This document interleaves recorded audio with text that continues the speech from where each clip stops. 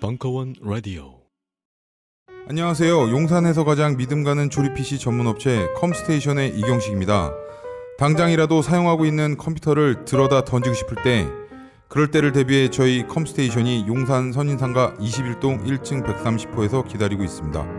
IT 강국에 걸맞게 믿을만한 조립 PC 컴스테이션이 신뢰를 바탕으로 그 기회를 제공해드리겠습니다. 궁금하신 점은 문의 주십시오. 011-892-5568번입니다. 우주 최강의 만족스러운 서비스를 제공해드리는 저희 컴스테이션이 늘 기다리고 있겠습니다. 딴지스에게 F1 같은 존재, 컴스테이션은 조용한 형제들과 함께합니다.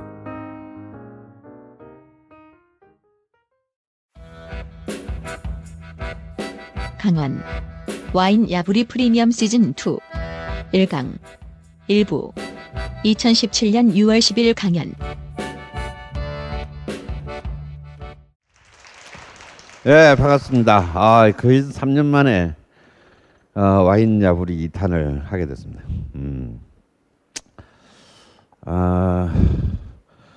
지금 이제 우리 세계 최초의 태평성대의 원년을 살고 있기 때문에 그걸 좀 축하하는 의미에서 긴급 편성했습니다.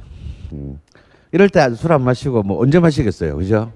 이럴 때 술 안 마시고 마시는 술들은 다 화병과 위암의 원인이 됩니다. 그래서 뭐 사실 7주간 굉장히 제가 최선을 다해서 좋은 와인을 고를 테니까요. 이거 뭐 공부하는 거 아니잖아요. 그리고 뭐 알아서 뭐 할래요. 그래서 그냥 즐겁게 즐긴다. 이런 생각으로 뭐 이 자리를 같이 해주셨으면 좋겠어요. 이 좋아하는 잘 아는 놈보다 잘 아는 놈이 좋아하는 놈을 이기지 못하고 좋아하는 놈이 즐기는 놈을 이기지 못한다, 이런 말이 있어요. 그래서 우리가 이상하게 우리 특히 전 세계에서 인종 중에서 한국인하고 일본 놈들만 그래. 뭐 그냥 마시면 될 것을 막 그래 가지고 막 공부하고 막 발음도 안 되는 프랑스 말 하느라고 막 뜻도 모르면서 뭐 이렇게 그래 되는 줄 아는데요. 요즘은요 그 스마트폰 앱에 라벨만 찍으면 거기에 대한 와인의 설명이 그래서 다 나오는 앱들이 수종류가 깔려 있어요. 공짜야 다. 그러니 뭐 옛날에는 그런 걸 다 외우고 야 씨발 이거 어떻게 읽자 씨발 막 근데 요즘 한글말로 다 토를 달아놨어. 그러니까 아무런 문제가 없어요. 그래서 사실 그냥 와인을 초기에 싫어했던 사람들이 뭐냐면 프랑스 말에 대한 공포 때문에 와인을 굉장히 싫어하는 사람도 진짜 많았어요. 왜냐하면 뭐 말은 해야 되는데 또 어슬프게 발음을 다 바보 되기는 싫고, 그러니까 이제 2자 아니면 3자짜리 와인 말고는 모르는 거야. 샤토 딸보 뭐 이런 거. 근데 이제는 뭐 그런 또 다 사라졌으니 이제 마음을 편히 놓고 해야 되는 거예요. 여기 이제 명리학반들도 많으신데 여러분들 10년 전에 명리학을 배웠으면요 4주 그 만스력 보고 뽑다가 끝나요. 근데 요즘은 그냥 앱에 생년월일만 찍어놓으면 쫙 뜨잖아요. 그렇듯이 이렇게 참 이 문명의 이 길을 아주 적극적으로 활용하시기 바랍니다. 그리고 마음에 드는 내가 가격을 떠나서 내 마음에 드는 와인이 있다면 그걸 갖다 찍어 놓으세요. 그걸 찍어서 그냥 나중에 야 이거 없어요 하고 이렇게 그걸 이제 사면 되는 거다 이거예요. 말로 할 필요도 없어 이제는.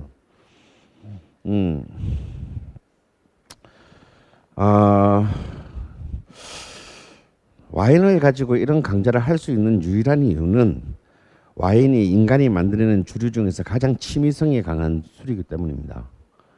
보통 인간들이 참 별나잖아요. 그냥 대충 안 먹어. 근데 이 취미성 정도를 확보하려면요 한 만종 이상이 뭐든지 인간의 취미의 대상이 되려면 종류가 10,000개 이상 있어야 된대. 그래야 소주를 취미로 마시는 사람은 없잖아요. 그냥 좋아하는 사람이 있고 싫어하는 사람이 있을 뿐이지 왜냐면 소주 종류가 몇 개 안 돼, 우리나라에. 그걸 가지고 뭔가 이렇게 자신의 취향, 나는 취향이 한라산이야 가지고 진지하게 토론하지 않는다 이거야. 종류 뭐 10개도 안 되는데 뭐. 근데 이제 한 만 종쯤 되면요, 절대 강자가 없어지는 거예요. 만 종 정도 되면 절대 강자가 없어요. 위스키만 해도 절대 강자가 있다고. 그러니까 이 취미성이 강한 사회에서는 아무리 로버트 파크라도 할지라도 그 새끼가 전 세계 와인을 다 아는 게 아니야. 한번 생각해 보세요. 이탈리아에서만 매년 5만 종 이상의 와인이 나옵니다. 프랑스에서만 거의 2만 종 이상의 와인이 나와요. 매년. 그럼 전 세계적으로는 도저히 산출할 수 없는 숫자의 와인이 나오는데, 그걸 아무리 로버트 파크라고 한들 1cc만 마셔도 걔는 사망이에요. 술 먹다가. 그죠? 그러니까 그런 최고의 평론가들도 1년에 이렇게 품평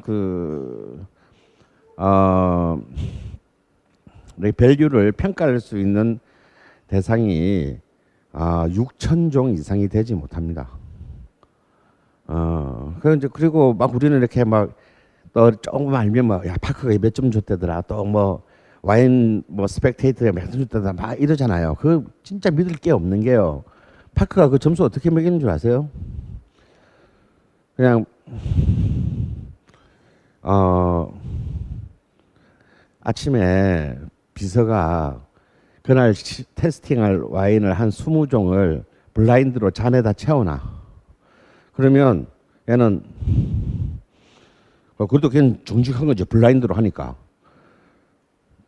잔을 딱 잡아서 와인을 채워놨잖아, 20종을. 95점. 마시지도 않아요. 78점 이렇게. 그거 마시다가는 걔는 그냥 불쾌하게 되는 거야. 우리가 그거를 갖다가 막 무슨 뭐 성경처럼 신봉한다 이거야. 근데 정말 이렇게 한 명의 권력자가 이 세계의 와인을 통치할 수 있다는 것도 진짜 무시무시한 일이에요. 근데 그래 봤자 그래 냄새만 맡고 점수 매는 것도 6,000종밖에 안 돼요. 그러니까 여기는 아마추어가 지상의 황제를 이길 수 있는 경기장이라는 거야. 뭐 씨발 내가 좋다는데 어떡할 거야. 그리고 너 먹어봤어? 분명히 안 먹어봤을 가능성이 커요. 우리가 먹는 와인은. 그렇기 때문에 나중에 블라인드를 하면 그런 사람 꼭 나와요. 혹시 내가 좋다는 와인은 제일 싼 와인이야. 나는 입맛이 싼가 봐. 근데 와인의 가격과 사실은 와인의 퀄리티는 꼭 정비례하지 않는다라는 거. 그건 정말 자신의 취향에 따라서 굉장히 다릅니다. 그래서 이 자리를 통해서 7주간 통해서 여러분들은 그냥 세계 각지의 다양한 와인을 한 번씩 맛보고 그 중에서 만약에 자기 취향의 와인을 발견해낸다면 그것만으로 그냥 이미 본전이다. 그리고요 이렇게 이제 자 8명이서 이렇게 보통 4병을 마시게 돼요. 그러면 1인당 반병을 마시는 거예요. 사실은 테이스팅만 하는데도. 근데 자 지금 이제 오늘은 첫날이라서 굉장히 뭐 좋은 안주 및 밥이 나온대요. 계속 나온다고 기대하시면 안 돼요. 근데 제가 미리 좀 몇 주 전에 이 메뉴가 처음 나왔을 때 테이스팅했는데 이 황폐한 벙커원 역사상 가장 먹을 만한 메뉴가 등장했습니다. 그래서 이제 아마도 술을 많이 마시고 좋아하시는 분들은 에게 뭐 이거 뭐 조금씩 따라서 한 잔씩 마시는 거에게 뭐 싶으지만요. 큰일 납니다, 여러분. 그 조용히 들은 게 이런 분들이 있어요. 특히 소주 많이 마셨던 분들이 야 어제 말이야 뭐 동창들을 만나가지고 와인 2병 마시는데 너 그거 마시고 취했다. 쪽팔려 죽겠어. 뭐 이런 말 하는 사람 있어요. 와인 2병 마시면요, 알코올 도수로 따지면 소주 3.7병 마신 거예요. 아무리 술 좋아하는 사람도 소주 한 3.7병 혼자서 마시면 가. 여러분 와인 반병 마시면요 거의 소주 1병 마신 거예요. 그렇기 때문에 이 와인의 도수를 절대 우습게 보면 안 된다. 그래서 왜 제 이야기를 맨 처음 하느냐면요, 와인은 도수가 높지도 낮지도 않은 술이에요. 그래서 43도짜리 위스키 같은 경우는 처음 한 잔을 마실 때부터 굉장히 이런 걸 갖다가 이제 그 스프릿이라 그러죠. 스프릿. 정신. 왜 이렇게 그런 정유주를 스피릿이라고 하는지 모르겠어요. 하여튼 이런 스피릿은 42도쯤 되기 때문에 43도이기 때문에 혀에만 대도 그 알코올이 너무 강하게 나한테 다가와서 사람이 긴장을 하게 됩니다. 그리고 취해가는 그래프를 그리면 한 잔 마시는 순간부터 확 취하는 거예요. 확 취해가지고 이렇게 내려옵니다.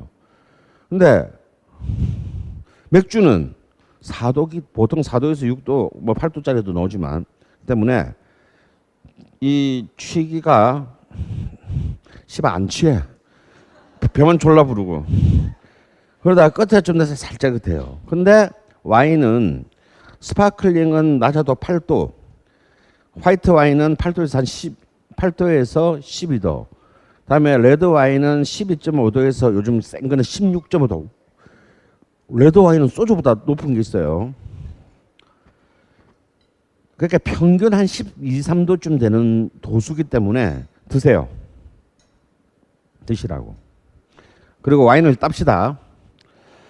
자, 오늘 시작 와인 빨간색 와인 있죠? 예. 갑자기 새누리당이 생각이 나네. 자, 빨간색 와인을 이제 첫 번째 술로 따르겠습니다. 편견 없이 한번 마셔봅시다. 자, 먼저 사실 이 과정을 통해서 와인을 따는 법도 여러분 익히셔야 돼요. 근데 어떻게 따시는지 모르시는 분들이 있을 수 있어. 근데 전 수업을 들으셨던 분은 알 테니까 따시고, 말해 모르시는 테이블 나 어떻게 딴지 모른다. 오케이. 자, 여기 줘봐봐. 여기 줘봐봐. 여러분 이제 집에서 이제 여름이 되니까 스파클링 와인을 많이 마시게 돼요. 그러니까 이제 우리가 샴페인이라고 하는데, 샴페인은 스파클링 와인 중에서도 졸라리 비싼 거야. 프랑스의 샴페인 지역, 그러니까 샹파뉴 지역에서 나온 것만 샴페인이라고 그래요. 영어로는 샴페인. 프랑스 가서 샴페인 하면 바보 소리 들어요. 프랑스 가서는 샹파뉴라고 해야 돼요. 이거 많이 먹게 되는데 이거 딸 때 굉장히 조심해요. 잘못하다가 실명할 수 있어요. 실명할 수 있기 때문에 굉장히 조심해야 되고, 왜냐하면 샹파뉴들은 안에 굉장한 압력이 이산화탄소가 들어 있습니다. 근데 너무 오랫동안 배를 타고 오거나 하면서 많이 흔들렸기 때문에, 우리 왜 맥주나 사이다 같은 거 이렇게 흔들어서 따면 확 나오잖아요, 그죠? 그런 좀 큰 낭패를 볼 가능성이 굉장히 높은 술이에요. 근데 여기 코르크가 압력이 있어서 보통 이런 전구는 깰 수 있습니다. 쾅 하면서 이렇게 만약 통제가 안 되면 이런 전구 정도는 깨버려요. 근데 이걸 정통으로 눈에 맞으면 실명할 위험도 있어요. 그래서 샹파뉴를 딸 때는요, 언제나 요 직각 위에 눈이 있으면 안 돼. 코르크의 90도 위로 이 위에 이렇게 따면 안 된다고. 그러니까 다른 사람뿐만 아니라 여기 있는 사람 모두의 얼굴을 향해서 이게 향해서는 안 됩니다. 언제나 천정을 향해서. 또 천정을 잘 봐야 돼. 천정에 샹들리에 같은 데 있으면 안 돼. 천정에 그냥 벽인 걸 확인하고 난 뒤에 놓고 위에 이제 이렇게 철사로 된 거 있죠. 그걸 풀어서 조심히 따는데 요때 이거 그냥 벗겨내다가 이게 터져나와 버릴 수가 있어요. 그러면은 굉장히 그 한 3분의 1은 없어집니다. 자, 그러면 코르크가 남았잖아요. 그래서 이걸 딸 때는 꼭 그게 있어야 돼. 수건이 있어야 돼, 수건이. 수건이 있어야 되는데 언제나 이걸 딸 때는요. 이걸 벗기내는 순간부터 수건으로 여기를 덮고 손으로 이걸 언제나 위를 잡고 있어야 돼요. 언제 터져 나올지 모르기 때문에. 그래서 이걸 덮은 상태에서 병을 고정시키고요. 천천히 왼쪽으로 조금씩 돌려야 돼요. 그 제일 촌스러운 놈들이 펑 하면서 따는 거예요. 그래서 샴페인을 딸 때 딱 지켜야 될 메뉴는 뭐냐면 소리가 안 나야 된다. 소리가 안 나게 조금씩 돌리면 올라옵니다.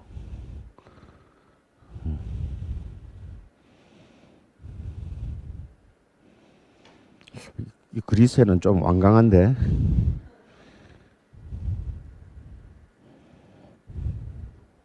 인내심을 가지고 또 이렇게 성질 급하게 확 당기지 말고 조금씩 돌려요. 그리고 이제 그 끝에 가면은 뭔가 느낌이 와요. 그때 손에 힘을 주고 살짝 때리면 된다. 이렇게 아무 소리도 없이. 응?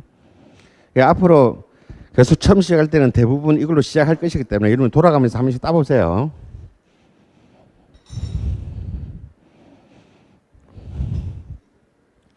자, 그러면 한 분이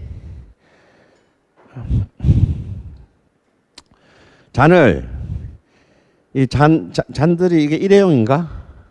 어차피 일회용이야. 갖고 가도 돼. 이 잔들을 이렇게 일일이 따르면요. 똑같이 못 따라요. 8잔을 딱 놓고, 딱 모아놓고 따라야 똑같이 따를 수 있습니다.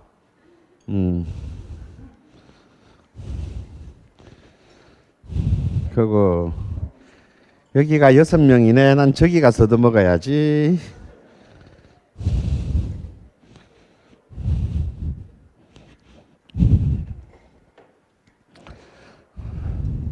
자, 이렇게 딱 놓고 6개를 내 것까지. 참고로 잔을 따르실 때는요, 앉아서 따르시면 안 돼요. 따르는 사람은 언제나 서서 따라야 됩니다. 앉아서 따르면 잔을 무너뜨리거나 흘리거나 할 가능성이 높기 때문에 언제나 서서 한 손으로.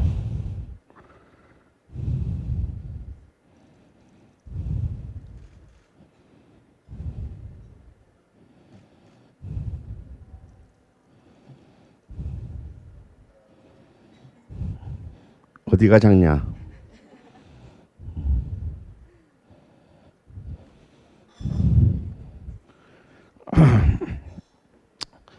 자, 일단 우리 시작의 첫 자리니까 건배는 합시다. 자, 다 따르셨어요? 꽤 많죠? 여러분, 잔을 따를 때도요, 룰 아닌 룰이 있어요. 한 손으로 따를 것. 그리고 만약에 자기 앞에 잔을 누가 따라준다고 할 때, 우리는 또 막 특히 윗사람이 따르면 우리는 또 막 이러잖아요. 그 사고의 위험이 있으므로 잔을 받을 때는 가만히 있으면 돼. 그냥 괜히 뭐 폼 잡는다고 괜히 잔에 뭐 손 올리고 하는데 그럴 필요 없고 가만히 있으면 돼요. 다 따를 때까지. 그게 도와주는 거야. 그리고 남자 여자가 섞여 있을 때 사실은 이제 호스트를 중심으로 해가지고 중심에서 오른쪽으로 뭐 돈다 뭐 이런 게 있는데요. 그건 별로 중요하지 않고 왜 오른쪽으로 돌아야 되겠어요? 이 흘렸을 때 안 튀는 것을 옆에 사람이 최소화시키기 위해 그건 다 쓸데없고요. 여러분이 아셔야 될 건 한 가지. 스파클링을 따를 때는 맨 마지막 잔이 여성한테 가도 괜찮아요. 맨 밑에 남아 있는 거. 왜냐하면 스파클링은 맨 밑에가 제일 맛있어. 그래서 맨 마지막 잔을 여성한테 주는 게 괜찮은데 레드와인을 따를 때 맨 마지막 잔을 여성한테 주면 안 됩니다. 레드와인은 맨 마지막에 앙금이 밑에 남아있기 때문에 넌 찌끄러기나 먹어. 이런 뜻이거든요. 그래서 레드와인은 마지막 잔은 꼭 남자가 먹어야 돼.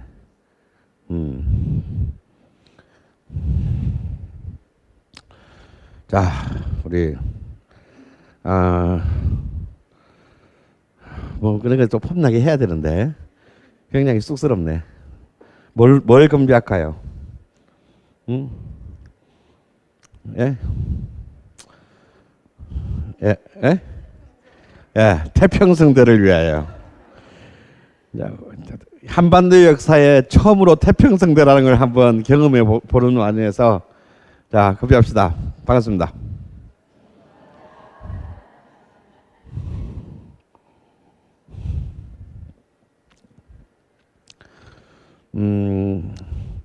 이렇게 레드 와인 색깔에도는 빨간색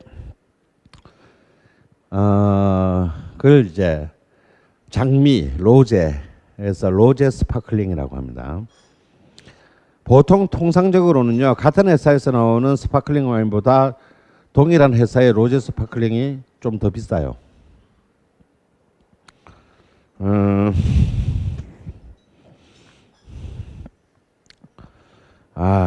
일단 좀 이렇게 배고플 텐데 좀 드시면서 나도 좀 먹고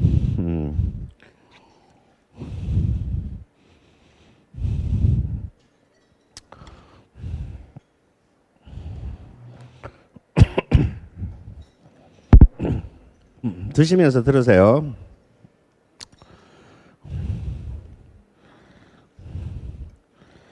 보통 이제 이 와인을 그 공급받는데 도매상에서 6병 단위로 공급을 해요.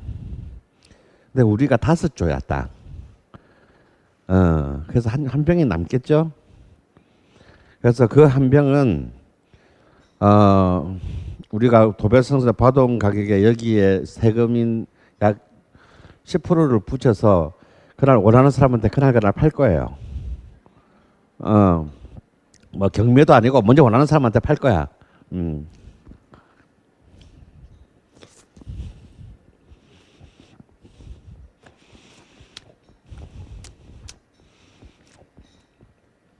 그래서 이렇게 마셔봤는데 너무 좋다. 집에 가서 남편이랑 마셔야 되겠다. 그런 게 있으면 바로 돈 내고 사가시면 돼요. 근데 한 명씩밖에 없어. 그리고 만약에 먹었는데 이 와인 나 사고 싶다. 그러면 말씀하세요. 그럼 6병 단위로는 사서 6명만 되면 얼마든지 다음 시간에 공급해 드릴 수 있어요. 그리고 이제 오늘은 저 앞에 보면 요 위에 올려놓은 와인이 있는데 우리 수업과 상관없이 제가 또 와인을 따로 6병을 준비해 놨어요. 뭐냐면 이건 공짜로 주는 게 아니고 이제 이 와인 꼭 이걸 하게 되면 이걸로 모질하는 사람이 꼭 있어요. 그래서 실컷 와인 먹고 나가서 소주 마셔.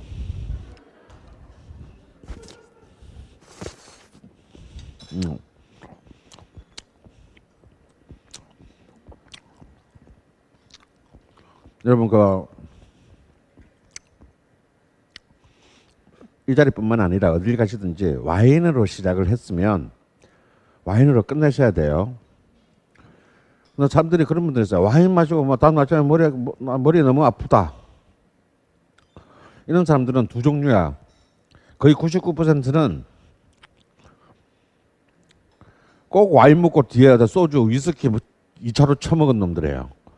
그럼 머리 깨집니다. 이거는 왜냐하면 이거는 과실 발효주예요. 이거랑 정유주랑 섞어 먹으면 머리 깨집니다. 그러니까 여러분이 만약에 1차를 와인으로 시작했으면 와인으로 끝내시고 1차를 소주로 시작했으면 같은 스피릿 계열로 끝내야 돼요. 근데 이제 사람들이 처음에는 와인 마시면 돈 많이 들 것 같으니까 싼 소주로 마시다가 취하면 갑자기 카드가 있었지. 그러고 와이브를 한다 이거. 그러면 와인 맛도 하나도 모르고 알 수도 없고 돈만 날리고 다음날 제 머리 졸라 깨지고 이렇게 되는 거예요. 소주를 시작했으면 소주나 이렇게 위스키 있는 걸로 끝내고 맥주를 시작했으면 맥주로 끝내고 와인으로 시작했으면 와인으로 끝내세요. 근데 와인을 먹었는데 머리가 아픈 사람이 여기도 한 명쯤 있을 수 있어요. 그런 분들은 뭐냐면 이 와인에는 사실은 이론적으로는 물과 포도만으로 만드는 것으로 되어 있는데 사실은 화학약품이 하나 더 들어갑니다. 썩지 않기 위해서 이산화황이 아주 극소량이 들어가요. 근데 사람의 체질에 따라서는 그 이산화황 부적응자들이 있어요. 그래서 그 마시면 막 이렇게 머리가 깨질 듯이 아프고 이런 분들이 한 160명에 한 명쯤 있대요.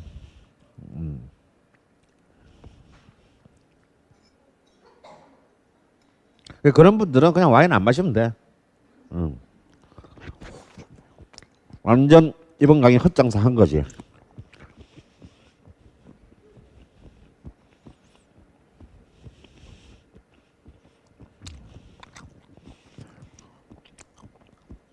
그래서 제가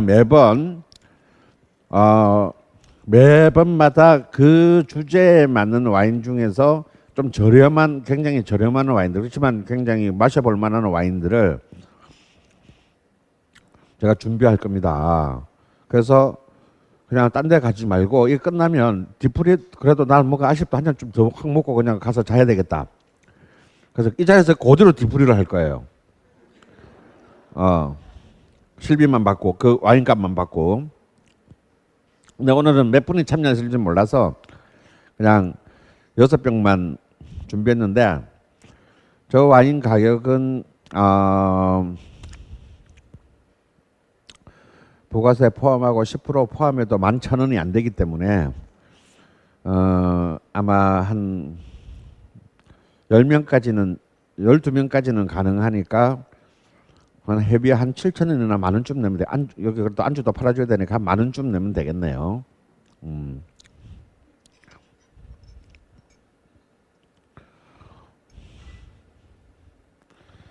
그리고 뭐 아니다. 뭐 나 태평성대를 맞이해서 내가 두 번째 와인 시간 디프리는 내가 골든벨을 울리겠다. 샤또 라뚜르로 2박스 준비해 주라. 그럼 저한테 시간만 주시면 한 2천만 원 받고 준비할게요.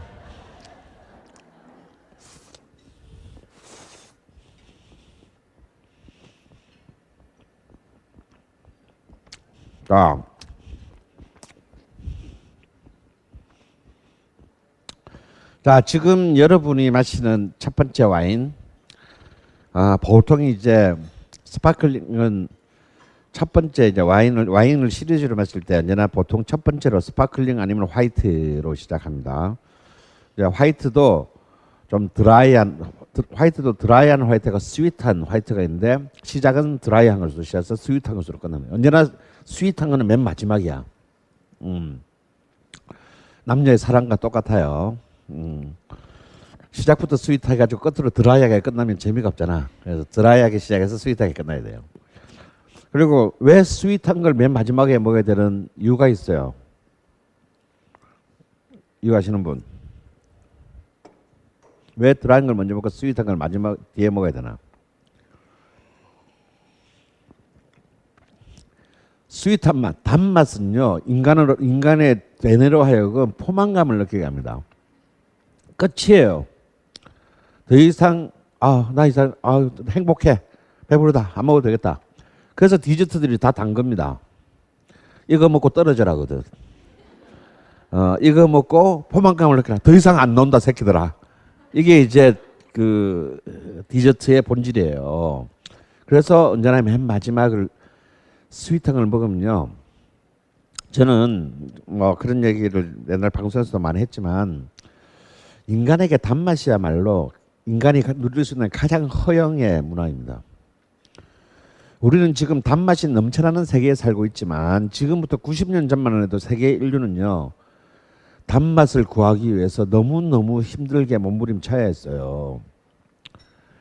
그래서 정말 가진 자들, 귀족이 아니면은 단맛을 평생 맛을 못 보고 죽었습니다. 우리나라만 보더라도 100년 전만 해도 평민들이 단맛을 보려면요. 뭘 해야 됩니까? 그 아까운 식량인 쌀을 가지고 식혜를 만들거나 엿을 고아야 했어요. 우리 주식을 포기해야만이 단맛을 볼 수가 있었다는 거야.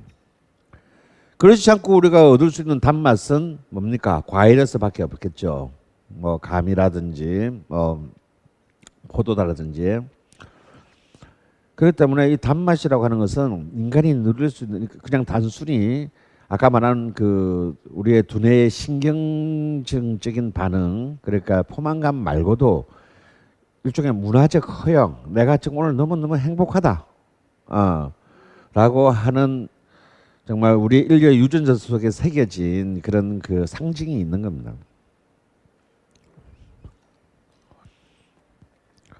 근데 그럼 시작할 때 왜 드라이한 와인을 마셔야 될까요?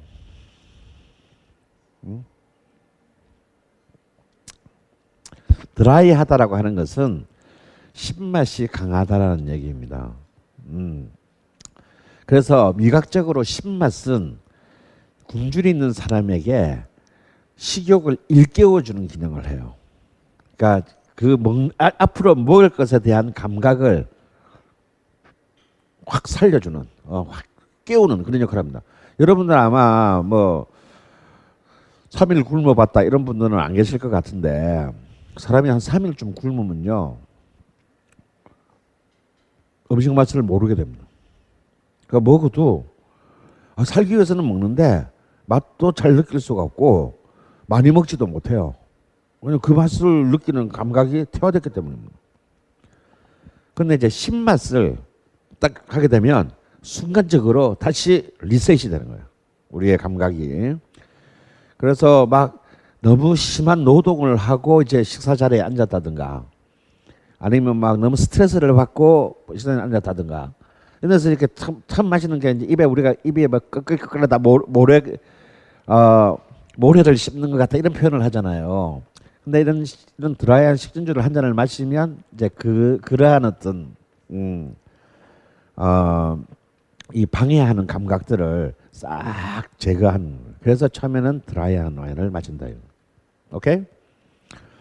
이 와인은 여러분들 아마 처음 마셔보는 와인들일 가능성이 높아요. 생애 처음으로. 이 와인은요.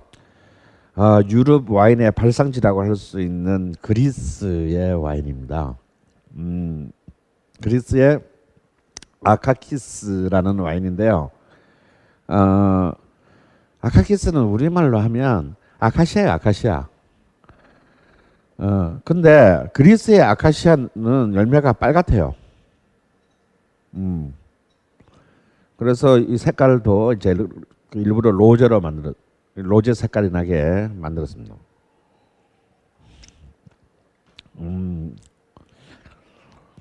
그래서 우리는 뭐 와인 하면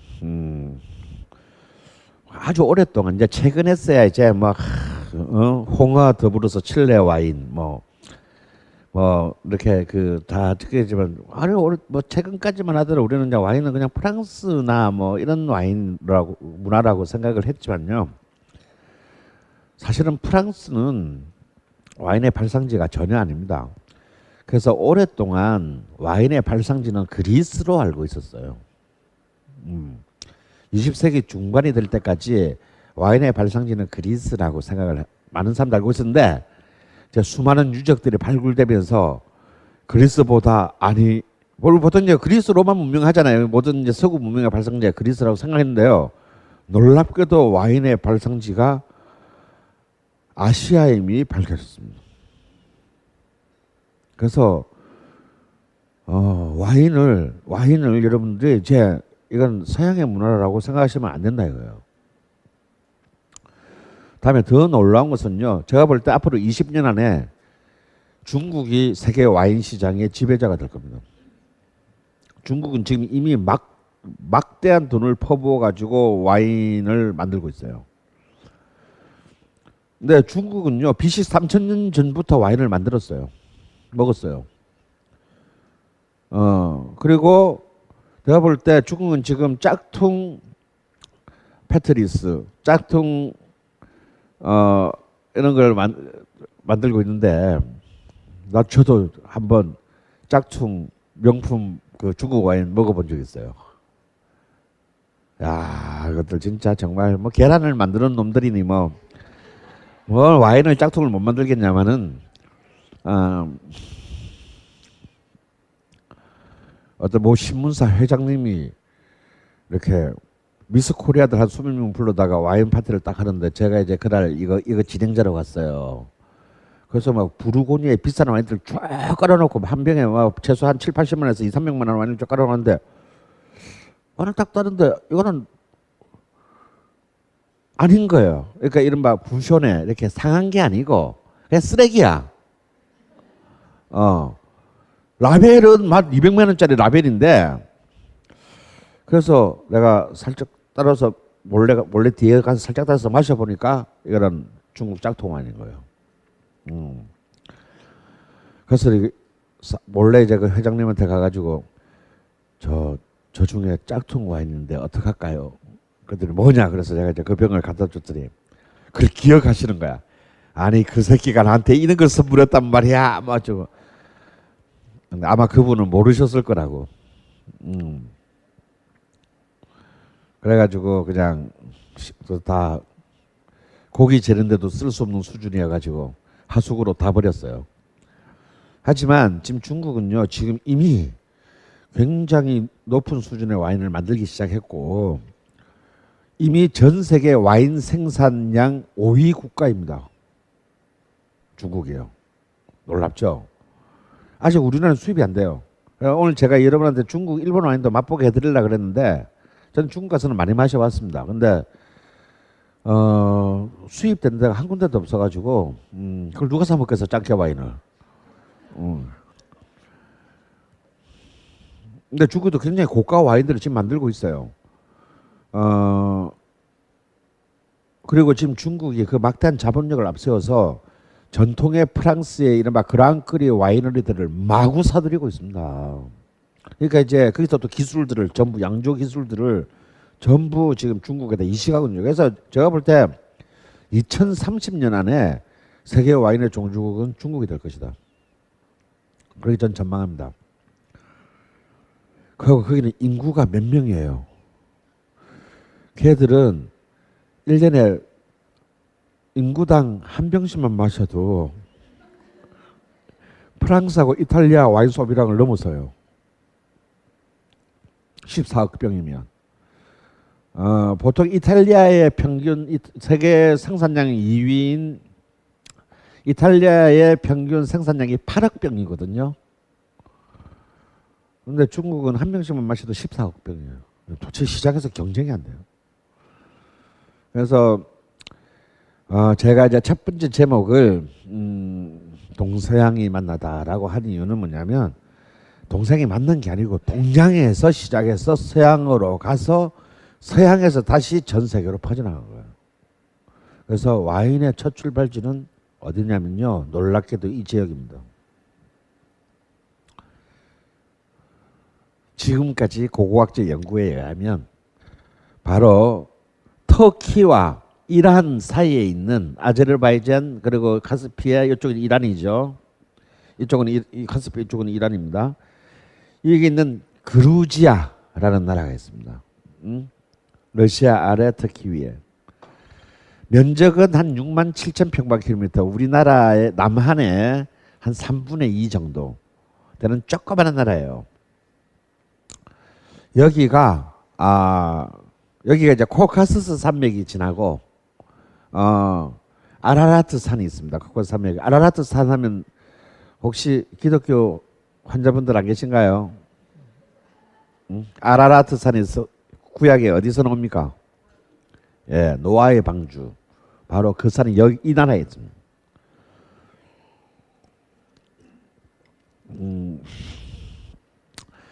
그래서 기록에 의하면 구약에 의하면 노아가 포도주를 먹고 취해서 벌거벗고 춤을 추었다. 이 장면이 구약에 나오잖아요. 그래서 그것을 지금 어떻게 추정하느냐면 BC 7000년 기원전 7000년으로 추정합니다. 무시무시한 역사인 거죠. 그래서 오랫동안 그리스 탄생설이 깨지고 그루지아, 그러니까 아시아 쪽에 해당하는 그루지아가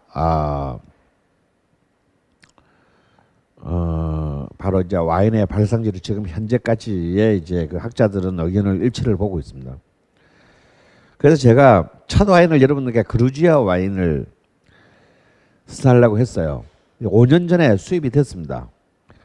아무도 안 사 먹어가지고 그 수입처가 파산했어요. 그래가지고 정말 한 3일 동안을 찾았는데 한 병도 구할 수가 없었습니다. 근데 그루지아 와인 맛있어요. 여러분 혹시 어떻게 동네 와인 가게에 돌다가 미처 반품이 안 되고 남아있는 그루지아 와인이 있으신데요. 그 보면 딱 표시랍니다. 도자기로 병이 돼 있어요. 도자기로. 우리 그냥 이렇게 뭐 된장 뚝배기 같은 그런 질감에 도자기로 병이 돼 있어요. 그러니까 딱 봐도 표시가 나요. 그 그루지아 와인입니다. 그래서 이제 그루지아 와인은 맛은 제가 못 보게 해드린 것은 이제 뭐 저희 잘못은 아니다라는 거. 저는 최선을 다했으나 대한민국 땅에 지금 현재 존재하지 않는다. 그래서 이 BC 7000년 경에 이미 이 흑해변을 중심으로 이제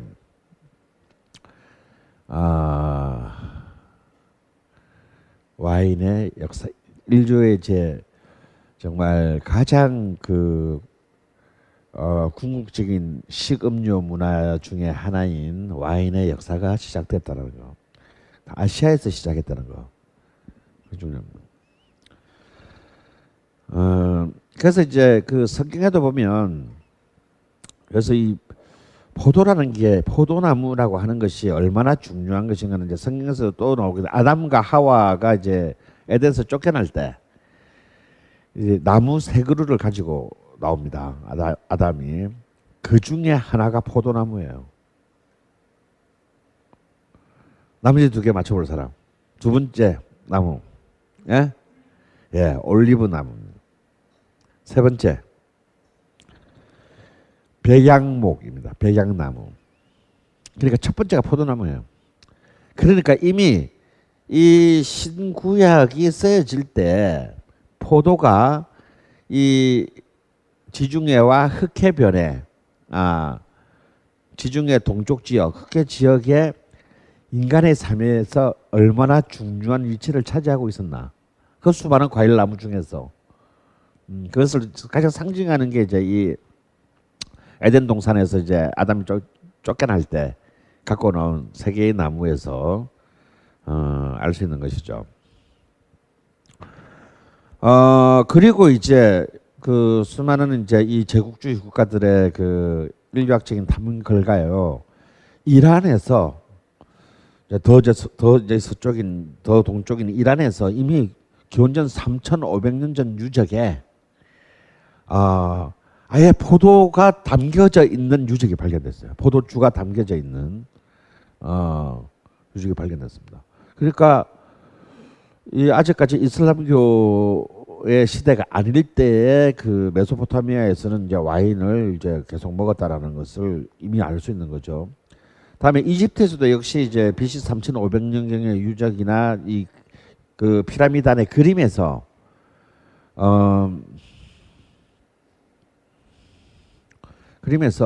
이미 와인을 어떻게 만들고 어떻게 보존했으며 어떻게 먹고 마시는지가 벽화로 그려져 있어요. 아예 아주 영상은 아니고 비주얼로 다 그려져 있습니다. 그러니까 이미 이제 3,500년 경이 되면 여기에서 시작했던 와인이 아까 그 그루지아는 영어로는 조지아예요. Georgia.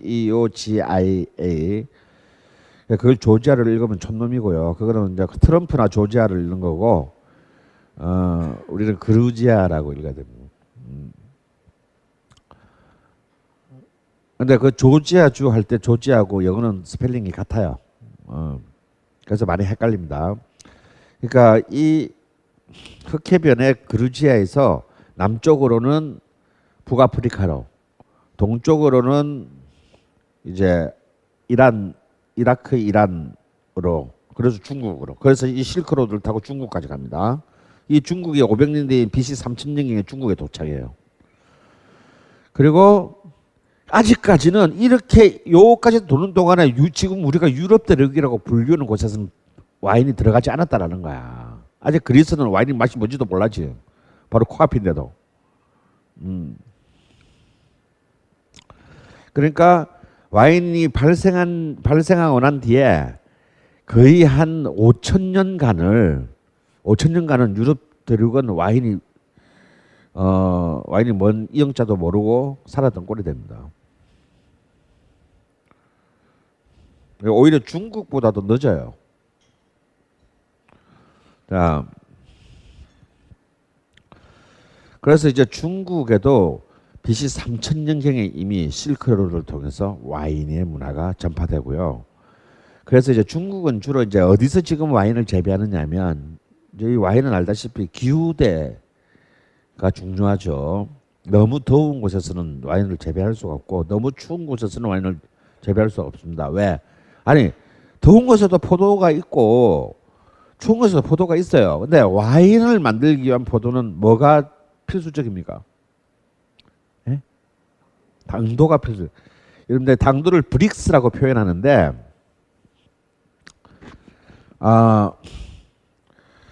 브릭스가 20이 이상 돼야만이 와인을 그것만으로 설탕을 섞지 않고 와인을 만들 수가 있어요. 여러분 우리 먹는 캠벨종 포도 있잖아요. 우리 포도 많이 여름에 먹는 포도. 이 캠벨종 포도는 아무리 몸부림쳐서 계량을 해도 당도가 16 이상이 되지 않습니다. 그래서 이것으로는 자연 발효가 안 돼요. 그래서 우리가 옛날에 우리 집에서 엄마들 할머니들이 집에서 포도주 담글 때 어떻게 발효시킵니까? 소주를 붓잖아요. 소주를 붓고 알코올을 그냥 타는 거지. 다음에 설탕 넣고 그 당도를 높여가지고 이제 발효를 시켰다 이거. 그러니까 이 포도만으로 자연 발효되려면 브릭스가 22 이상이 돼야 되는데 22 정도 되면요. 그걸 실제로 포를 따서 먹으면 어떻게 되냐면 그냥 설탕 덩어리를 먹는 수준이 돼야 됩니다. 그러니까 진짜로 그렇게 달까 싶어요. 제가 이탈리아에 와인을 갔을 때 한번 몰래 딱 따서 먹어봤거든요. 뼈들어져요. 완전히 그냥 막 그 뭐라고 해야 되나 막 좀 느끼한 정말 맛없는 센 단맛이에요. 그냥 과일로 먹기에는 너무 부담스러운 그런 정도 돼야만이 와인을 담글 수 있기 때문에 추운 지방, 더운 지방의 와인은 당도 때문에 와인이 되기 굉장히 어렵습니다. 그러니까 중국에서도 어디가 이제 지금 와인을 재배하느냐면 왜 우리가 중국에서 와인의 존재를 잘 모르냐면요. 중국의 베이징 근처, 상하이 근처에는 와인밭이 없어요. 어디 있냐면 신장 위구르 지역에 저쪽 끝에 신장 위구르 지역에 와인이 굉장히 많이 지금 재배하고 있습니다. 그래서 이제 이 그루지아 와인은 뭐 먹지도 못하면서 설명하기 좀 그런데요.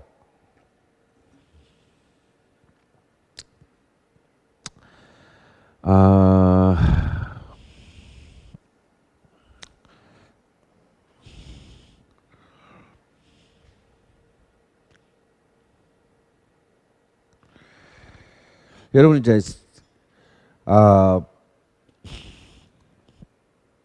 와인을 영어로는 와인이고요.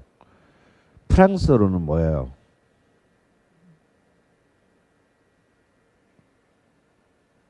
웃으면 모든 것이 해결되는 것이 아닙니다. 프랑스 말로는 뱅, V-I-N이에요. 뱅. 이탈리아 말로는 이탈리아하고 스페인어는 비노. 와인, 뱅, 비노. 이게 다 이제 같은 말이에요. 그래서 이제 이 비노라는 말이 어디서 유래했냐면요. 그루지아에서 나온 말이에요. 그루지아에서는 그 와인의 이름이 뭐냐 그비노였습니다. 그 앞에 지가 붙여가지고 그비노. 그비노의 지가 떨어지고 비노가 됐어요. 이제 서진하면서 그러니까 이 와인이라는 이름 자체가 그루지아에서 나온 거다. 언어학적으로. 그러니까 그 이름도 서양의 것이 아니다라는 거예요. 그리고 이제 아까도 말했지만 이 그루지아 와인의 특징은요.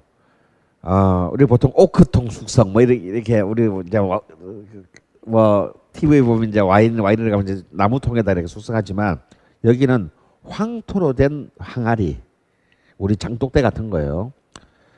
그걸로 숙성을 합니다. 그래서요, 굉장히 나는 왜 그루지아 와인이 우리나라 수입에 실패했는지 솔직히 모르겠어요. 그러니까 우리가 뭐 와인을 별로 좋아하지 않으니까 그런데 우리 맛에 굉장히 잘 맞습니다.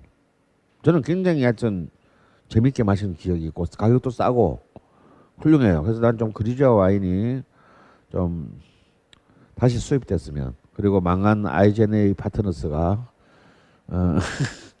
그루지아 와인 수입해서 망했는데 근데요, 이 그루지아 와인을 우습게 보면 안 되는 것이, 그루지아가 소비에트가 해체되기 전까지는 소련 연방 안에 있었잖아요. 그 당시에 소비에트 연방 시절에 러시아는요, 이 그루지아 때문에 세계 와인 생산 3위였어요. 스페인보다 더 강력한 와인 생산 지역이었습니다. 왜냐면 러시아가 인구가 2억 4천만 명인데 그 인구를 다 먹여 살리려면 그거하고 동부 사회주의 국가들을 다 먹여 살린 게 그루지아 와인이에요. 그런 정도는 우리가만 모른다는 거지. 이 그루지아는 이미 가장 최근 20년까지 유럽의 반을 먹여 살리는 와인입니다. 근데 이 그루지아 와인이 어떻게 하루아침에 폭락하느냐면요. 몰락하느냐면 고르바초프 때문에요.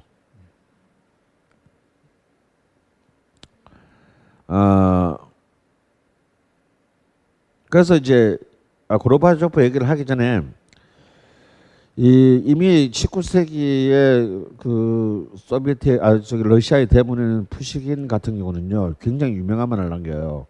그루지아 와인은 세계 최고다. 프랑스의 보르도보다 훨씬 뛰어나다. 물론 팔이 안으로 굽어서 그렇고 이렇게 뭐 아무리 천하의 푸시킨이라 한들 뭐 프랑스 19세기 보르도 와인을 얼마나 많이 마셔봤는지 모르겠지만 보르도 와인보다 더 뛰어나다라고 표현을 했고요. 스탈린은 아주 그냥 스탈린이 그루지아 출신이잖아. 그래서 자기 고향 와인을 뭐 너무 애호할 수밖에 없었습니다. 근데 그 중에서 이제 가장 이름 정도는 외워두세요. 사페라비라는 품종이 이제 이 그루지아 레드 와인의 가장 대표적인 품종입니다. 근데 왜 이 그 고르바초프 때와 저 그루지아가 쫄딱 망하냐면요. 제 고르바초프가 개혁 해방 정책을 쓰면서 이렇게 너무 우리가 정신 바짝 차려야 되는데 우리의 소비에트 인민들이 너무 개혁 해방과 자본주의에 물드는 나머지 새끼들이 술을 매일 술이나 처마시고 말이야. 사회주의 기강이 해이하게 됐다 그래서 야 저 수입 금지시켜. 그래가지고 포도원들을 강제적으로 폐쇄시킵니다. 한편으로는 개혁 개방을 하면서 한편으로는 사회주의적 기강을 다시 하기 위해서 일종의 소련판 금주령을 내린 거예요. 그래가지고 그때 완전히 그냥 그루지아가 아주 그냥 완전히 그냥 그 초죽음이 됩니다. 근데 그 와인 평생 와인만 만들어 왔는데 그 만들지 말라 그러니까 그래가지고 쫄딱 망해요.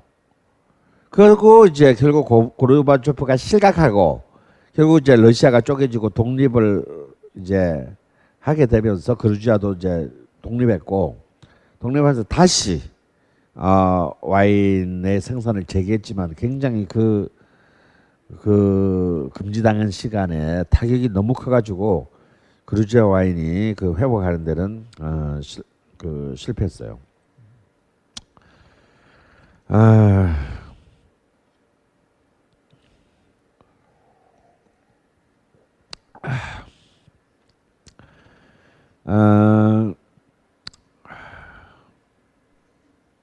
지금 여러분이 이제 드셨던 와인은 이제 이 아카키스의 로제 스파클링이고요. 맛 어떻습니까? 괜찮죠? 굉장히 산도도 있고 약간의 단맛도 있고요.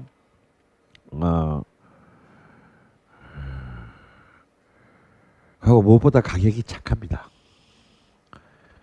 이 와인은 도매상 공급가가 약 한 35,000원 정도 되는 와인입니다. 싼 와인은 아니죠. 이 와인은 이제 그리스 그 조금 위쪽에 마케도니아 쪽에 이제 있는 끼르얀이라는 그리스를 대표하는 그 와이너리의 그 스파클링 와인이었고요. 이 품종은 이제 그리스 토착 품종인 그 시노마브로라는 그리스 토착 품종 100%로 만든 겁니다. 그래서 이제 우리가 아는 품종하고 전혀 그리스는 토착 품종만 300종이 넘어요.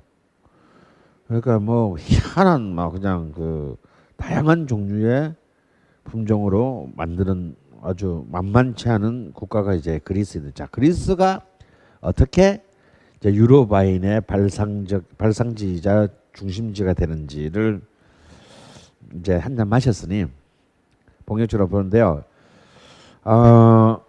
이제 좀 여러분들은 이제 와인을 지금 남은 와인들이 전부 다 풀바디에 가까운 와인들입니다.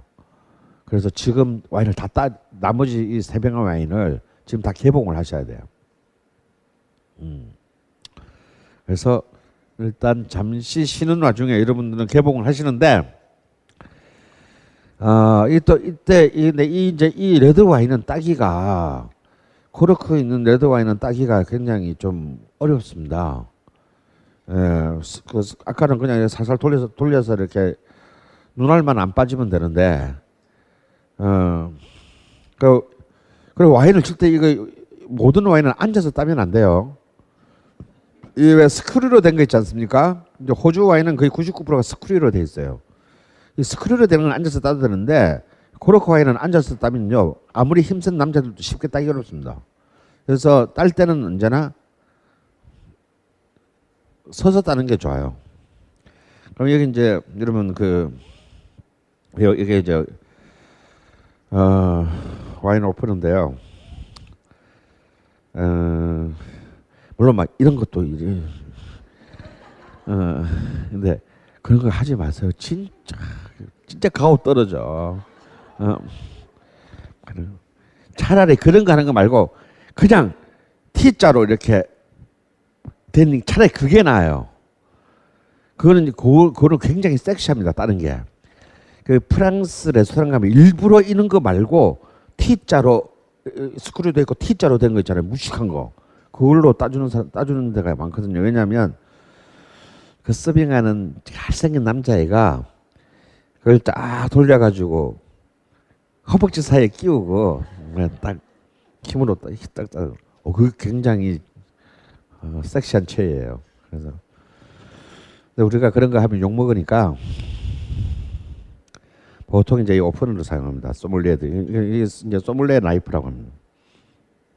소믈리에 라이프는 뭐 디자인이 달라도 원리는 똑같아요. 이제 스크류가 있고 그리고 이제 거리가 있습니다. 거리가 요거는 2단으로 쉬운 것은 2단으로 되어 있고 프로들은 1단으로 된 걸 씁니다. 1단으로 된 거는 좀 따기 좀 약간의 기술을 요하는데요. 보통 이제 이렇게 걸리는 것이 하나, 둘, 두 개 걸린 이제 걸쇠가 있습니다. 이건데요. 문제는 이 표를 따려면 코르크를 만나기 전에 먼저 밀봉이 돼 있단 말이야. 이걸 벗겨내야 되는데 이게 잘 안 벗겨져요. 특히 싸구려 와인들은 벗겨지지가 않습니다. 왜냐하면 몇 달 동안 배에서 배송하다 보면은 여러분 적도를 2번 건너게 되거든요. 배가. 그러면 정말 좀 100도씨로 끓어요. 와인이. 부글부글 끓는다고. 병 안에서.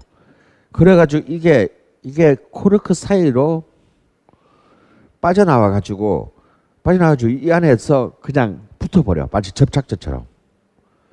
그러면요. 여러분 와인을 딱 사서 이게 끓은 와인이냐 안 끓은 와인이냐, 특히 비싼 와인은 비행기로 오거나 배로 와도 냉동실로 오기 때문에 그럴 일이 없는데, 주로 여러분이 마트에서 3만 원 이하로 사는 와인은 주로 배 갑판에 실려오는 와인들입니다. 이 와인은요, 진짜 재수 없는 게 등급에 따라 계급에 따라서 너무 운송까지 계급이 정해져.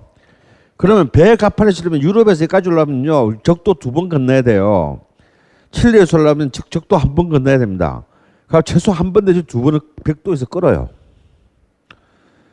그러면 와인 살 때 이게 끓은 와인이냐 안 끓은 와인이 가장 간단한 팁을 알려드릴게요. 와인을 딱 이거는 절대로 결례가 아닙니다. 파는 사람한테. 이걸 자꾸 돌려보는 거예요. 돌아가죠. 이건 안 끓은 거야. 근데 이 껍데기 알루미늄 호일을 돌렸는데 안 돌아가는 와인이 있어요. 그거는 끓어가지고 이미 한번 흘러 넘쳐서 접착제처럼 붙어버릴 거예요. 그래서 와인 살 때 슬그머니 짚고 한번 돌려보고 에이씨 막 하고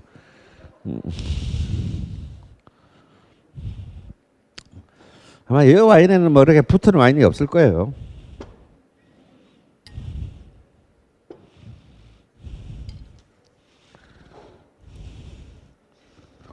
이건 붙었다.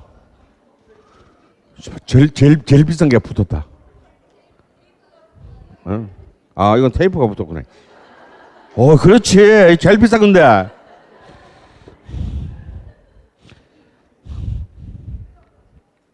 요것들은 이거 머리 쓰기 시작하네. 요거 못하게 하려고 테이프를 붙여놨네, 그냥. 자, 요 와인처럼, 이거는 테이블이 없어요. 이거 나중에 이제 뭐, 디프리 때 먹어야 돼. 이거는 그냥 코르크가 없이 그냥 스크류니까 그냥 돌려서 따면 됩니다.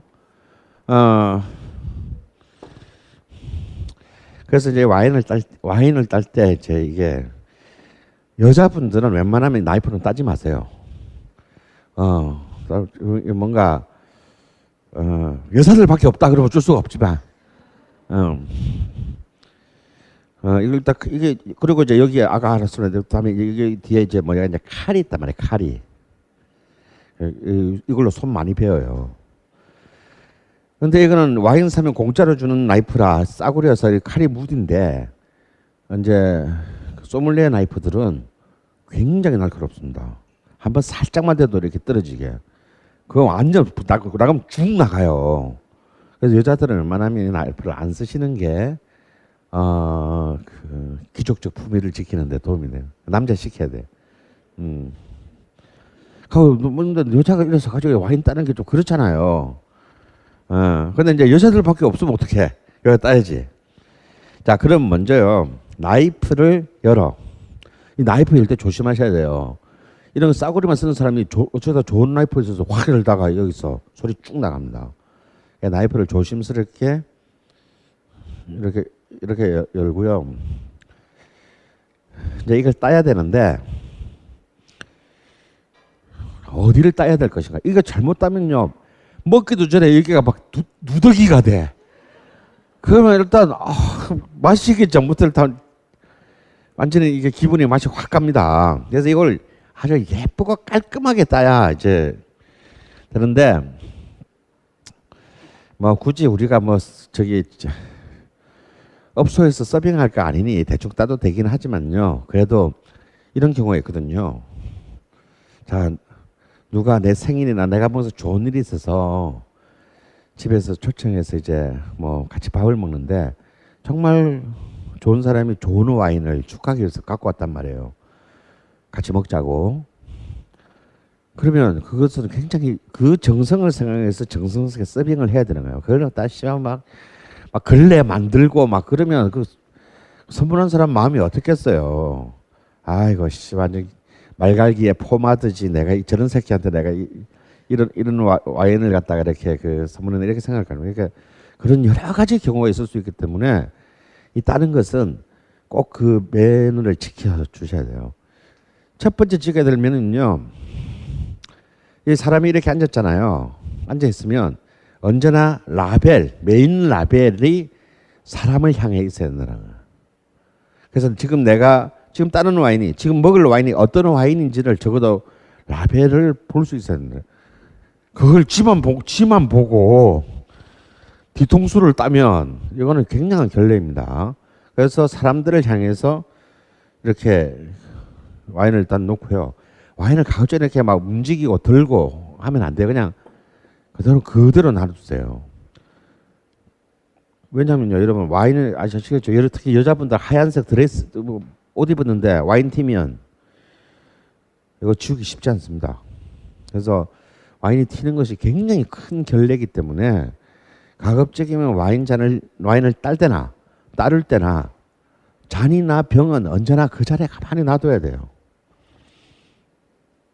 그런데 이 나이프로 이걸 벗겨내야 되잖아요, 캡슐을. 그럼 캡슐을 어디를 따야 되냐? 이게 사람마다 또 다 달라요.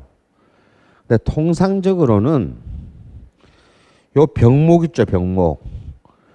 요 병목이요, 병목을 돌려서 요것만 딱 벗겨내야 되는 거예요. 그러면 요 밑에는 그대로 있고, 위에만 딱. 근데 어떤 사람은 인색하게 위에 걸 따는 사람이 있어. 요 위를. 어떤 집에 가면. 근데 이것은 저는 권하지 않습니다. 왜냐면 요 윗부분만 따게 되면 요게 남아가지고 와인을 따를 때 와인이 여기에 닿을 수가 있어요. 그래서 요 하나 아래 병목을 따는 것이 제일 안전하다. 근데 이제 이걸 따는데 이것만 딸 줄 알면 반이 끝난 건데 이게 잘 안 따져요. 안 따지고 막 나중에 입으로 물어뜯고 막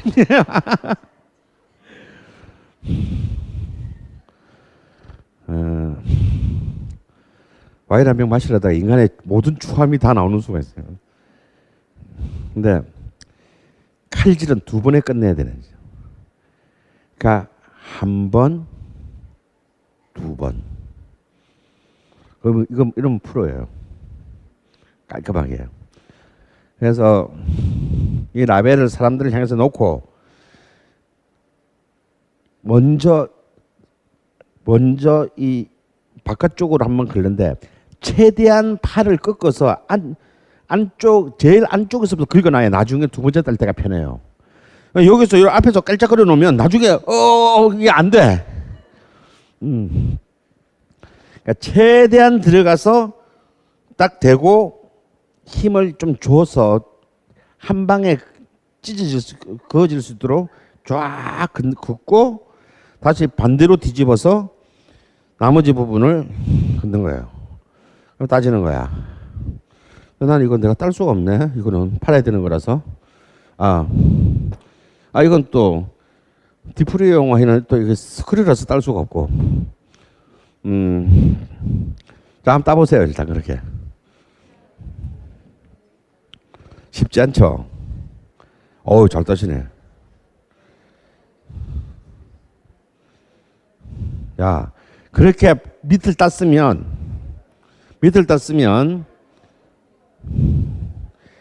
세로로 이걸 긁어서 가운데까지 딱 위에 딱 가운데까지 따고 하면은 이제 다 싹 들으려면 요 껍데기만 톨랑 떨어지게 됩니다. 예, 그 정도면 잘하신 거예요. 아니, 잘한 게 아니구나. 오케이. 거기에 이제 깔끔하게 딱 떨어져야 되는 거지. 예. 다 여자분이라서, 한번 따보세요. 이거 잘 따봐야 돼.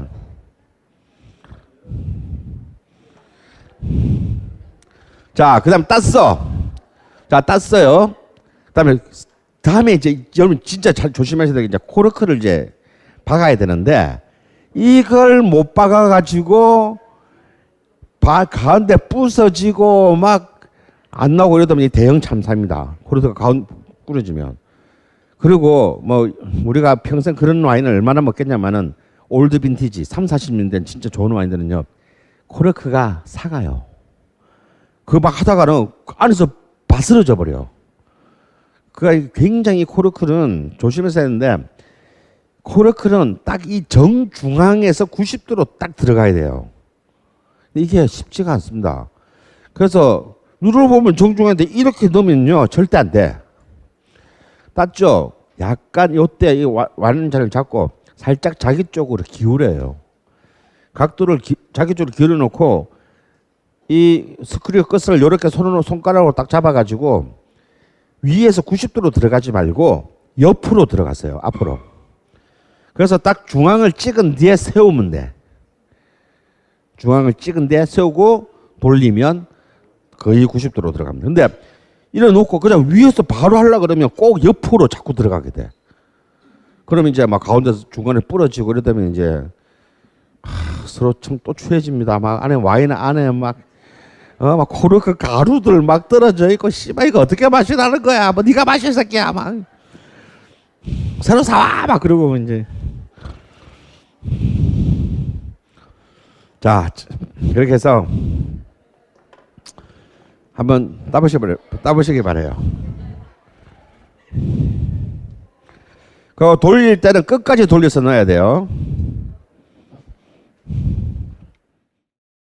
이 강연은 벙커원 홈페이지와 앱에서 동영상으로 보실 수 있습니다.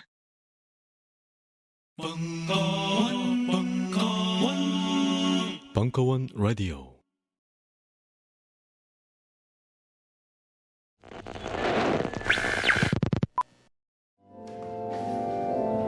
복된 성도 여러분, 드디어 벙커원 공간에 금요일 저녁 만유의 주제 되시는 왕께서 오십니다. 그 왕은 다름이 아니라 왕 중의 왕, 킹 중의 킹, 바로 버스킹이십니다. 영혼을 달래주는 맛있는 음식, 시원한 수제 맥주, 그리고 이 시대가 허락한 합법적인 마약, 음악의 삼위일체로 고되고 지친 자들의 일과를 성스러운 마무리로 구원하시나니 사흘 만에 돌아오는 월요일에 성도 여러분들은 상큼하게 부활하시게 되시나이다. 안녕하세요. 벙커원 요원입니다. 9월 15일 금요일 저녁 8시부터 약 1시간 동안 벙커원에서 진행되는 벙커원 버스킹, 그 첫 아티스트 애기와 윤재의 무대로 시작합니다. 앞으로도 금요일마다 벙커원에 오시면 젊은 아티스트들의 신선한 무대를 보실 수 있습니다. 버스킹 공연 신청은 벙커원마스터@gmail.com으로 공연 영상 및 자료 링크를 첨부해서 보내주세요. 들을 귀 있는 자들은 모두 모이시라. 이제 벙커원에서 버스킹도 즐기기 좋은 시절입니다. 아멘. 감사합니다.